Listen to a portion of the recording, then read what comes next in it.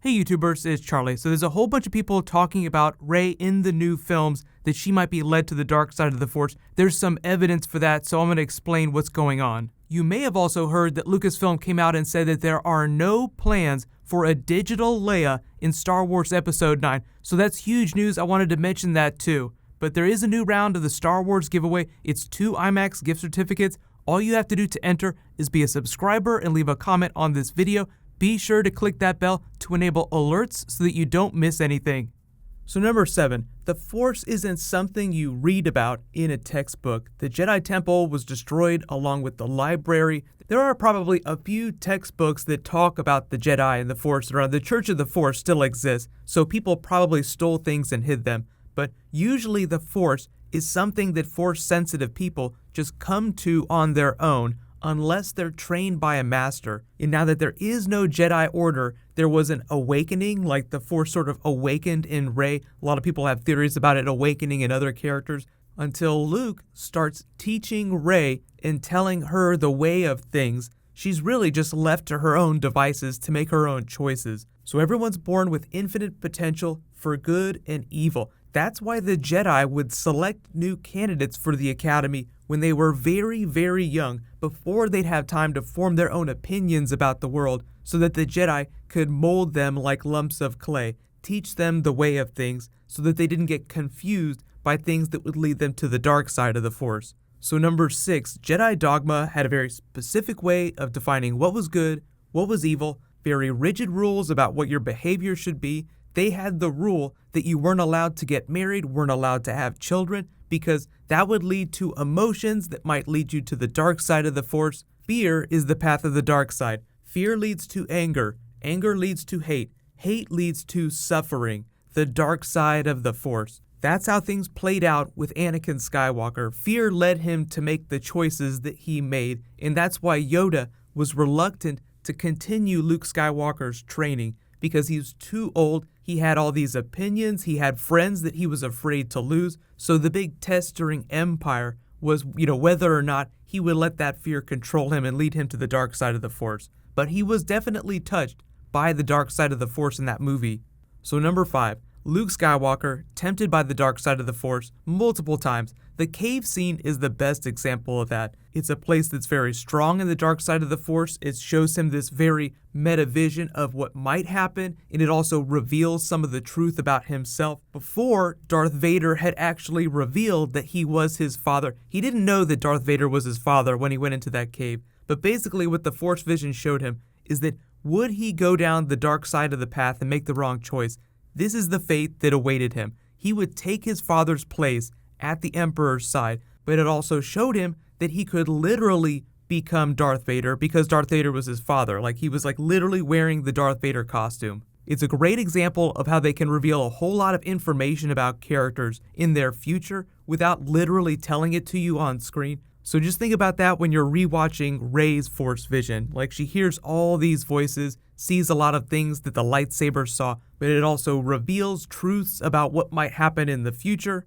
So number 4, Mark Hamill himself even said that in the original Star Wars Episode 4 script that they shot, there was a bunch of scenes at Tosche Station that got cut out, showing you more about who Luke Skywalker was before he met the other heroes, and just how open he was to any new perspective, any new idea. He was so ready to get off of Tatooine that he didn't even think of the Empire's evil. He had absolutely no political leanings whatsoever, wasn't thinking about the genocide they were committing, all the stuff that we saw during Rogue One. So I'll play this Mark Hamill clip and then just think about how evil Luke might have become had things gone a little differently. It's inferred that I've got my head in the clouds and I'm a dreamer and all this stuff. And another thing that I think is really interesting is Garrick Hagan plays Biggs Darklighter. He's the only one of the, 1, 2, 3, 4 actors that wasn't completely cut out. He's in the assault on the Death Star at the end. But he's in this Imperial outfit. And I'm like, wow, cool, So clearly I have no political persuasions whatsoever. It's like, you're a Nazi, great, wow, exactly. And he says, well, come here, I want to let you know something. We go outside, and he goes, I got to let you know, the first chance I get, I'm going to jump ship and join the Rebel Alliance. And again, it doesn't really land on Luke. He's all he wants to do is get out of the house. Right. It doesn't matter to him whether it's the rebels or whether it's the Empire. So you think he could have been turned a completely different way? Absolutely. If the wrong person got to him first? Exactly. And the thing is, to me, that's character. I mean, it's interesting. It's in the novel by Alan Dean Foster. So even Mark Hamill said that Luke would have totally gone evil if left his own decisions in that moment, but Obi-Wan Kenobi had been keeping a very watchful eye on him in case anybody came for him from the Empire, or if he himself found the dark side of the Force, just sort of babysitting him in a way that Rey did not have. Like, there was no Obi-Wan Kenobi watching her grow up. So there's actually another Star Wars comic book when they were still at Dark Horse that explored this line of thought. It was sort of like the what-if version of Star Wars, where Darth Vader learns the truth about Leia early, goes to her, and turns her to the dark side, so that by the time you get to that final fight during Return of the Jedi, where Vader turns against the Emperor, it's actually the Emperor pitting Luke against Leia, and that provides the impetus for Darth Vader to turn against the Emperor. So it still ends in a similar way, but it just shows you how open these younger characters like Luke, Leia, and now Rey are open to persuasion. So all it takes is the right moment to push them over the edge that makes them do something that crosses the line, and there's kind of a moment like that during Star Wars Episode 7 between Rey and Kylo Ren during their big fight where Rey just lashes out with complete emotion. So number 3, I'll play this J.J. Abrams clip where he basically explains Rey's crazy intensity during this fight. The first time you saw this, it was just like good defeating evil, very simple idea, but J.J. Abrams' commentary sort of recontextualizes this. So here's this clip. I also showed this film, an early cut, to my friend Ava DuVernay, and she had a bunch of great suggestions. One of them was that she really wanted to see Daisy in her attack on Ren coming up to have one really cool moment. I'll show you the shot that we ended up getting per her suggestion. But we always had this moment from when we shot it originally. And this used to be where she called him a monster and then pushed back. But instead, we reshot this and had her take this moment of hearing the Force and thinking about what Maz had told her about closing her eyes and letting it in. And so she has this incredibly internal moment that is sort of extended in kind of movie time, where she basically feels it, accepts it, and is now ready to kick his ass.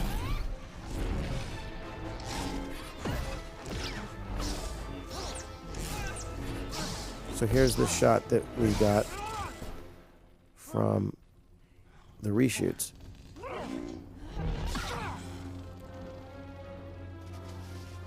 This one here, ready? And that. Boom. It's a little thing, but it really connects you to her intensity. So Rey is totally capable of lashing out, just like Kylo Ren lashes out having that forced tantrum when he gets all the bad news earlier in the film. So number 2, I know a lot of people have different theories about Rey's heritage. Some people think she might even flow from Emperor Palpatine or Snoke himself, like she literally flows from evil. But on the simplest level, she is going to be touched by the dark side of the Force if she hasn't already. It seems like she has just a little bit, just because of the way they're recontextualizing the Force in these new movies. So part of the drama of the rest of this story is going to be watching how she deals with that, like those emotions, the dark side of the Force, the choices that she makes, along with Kylo Ren. We talked a lot about Kylo Ren's motivation, the path that he's on, but the exact same thing is happening to Rey. And one of the greatest things I think that these new movies are doing is not oversimplifying things. It's not just good versus evil. It's not red lightsaber versus green lightsaber. Gray Jedi are a better example. Jedi that walk the line between the dark and the light side of the Force. just in the context of the films, Qui-Gon Jinn is a good example of someone who was like a gray Jedi, someone who tried to take a more balanced approach to the Force than the Jedi Order was comfortable with.